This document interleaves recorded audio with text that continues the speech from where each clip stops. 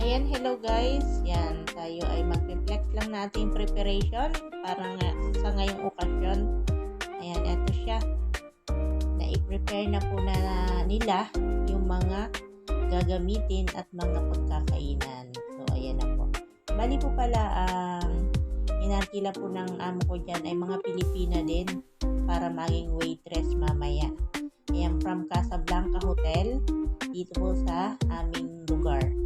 So, ayan po, ang napaka-unique po ng pagkakagawa nila.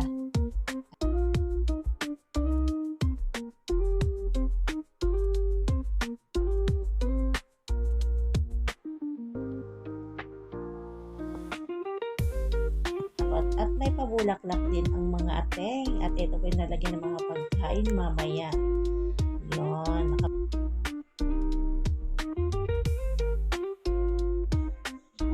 Ayan, nakalagay na po yung mga pagkain.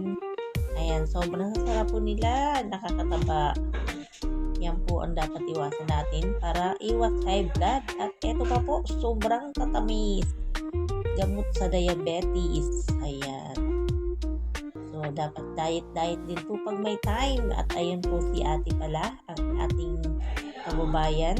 Naggagayak na ng mga baso.